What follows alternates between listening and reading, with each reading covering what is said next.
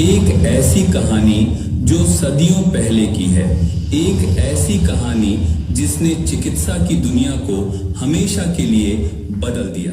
ये कहानी है एक वैज्ञानिक की, एक क्रांतिकारी की, डॉक्टर सैमुअल हैनीमैन की, जिन्होंने अंधेरे में एक नई रोशनी जलाई और उसे नाम दिया होम्योपैथी। 10 अप्रैल 1755 को जर्मनी के माइसन शहर में एक साधारण परिवार में सैमुअल हैनीमैन का जन्म हुआ। उनके पिता एक चित्रकार थे, लेकिन हैनीमैन का मन कैनवास पर नहीं बल्कि इंसानी जिंदगी को बचाने में रमा था। बचपन से ही उनकी जिज्ञासा असीम थी। 12 भाषाएं बोलने वाले हैनीमैन ने 20 साल की उम्र में मेडिसिन की पढ़ाई शुरू की और 1779 में डॉक्टर बन गए। लेकिन उस समय की चिकित्सा पद्धतियां उनके दिल को चीरती थीं। उस दौर में मरीजों का इलाज एक यातना से कम नहीं था। खून निकालना, जहरीले पदार्थों का इस्तेमाल और कठोर दवाइयां, ये सब मरीजों को ठीक करने के बजाय मौत के मुंह में धकेलते थे। हैनीमैन का दिल रो पड़ा। उन्होंने देखा कि उनके अपने मरीज, जिनमें उनके बच्चे भी शामिल थे, इन इलाजों से तड़प रहे थे।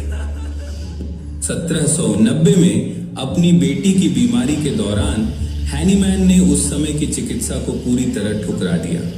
उन्होंने अपनी प्रैक्टिस छोड़ दी और अनुवाद का काम शुरू किया ताकि अपने परिवार को पाल सकें। लेकिन उनकी आत्मा अभी भी एक सवाल से बेचैन थी। क्या कोई कोमल, सुरक्षित और सच्चा इलाज संभव नहीं है? 1790 में एक किताब का अनुवाद करते वक्त हैनीमैन की नजर सिंकोना की छाल पर पड़ी, जो मलेरिया का इलाज करती थी। उन्होंने एक साहसिक कदम उठाया। स्वस्थ होने के बावजूद उन्होंने खुद सिंकोना की छाल का सेवन किया और फिर उनके शरीर में मलेरिया जैसे लक्षण उभर आए।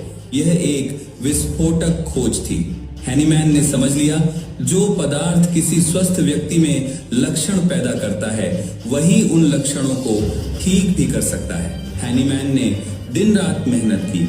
उन्होंने दवाइयों को बार बार पतला करके उनकी शक्ति बढ़ाने की तकनीक खोजी, जिसे पोटेंटाइजेशन कहते हैं। वे खुद पर और अपने परिवार पर प्रयोग करते थे।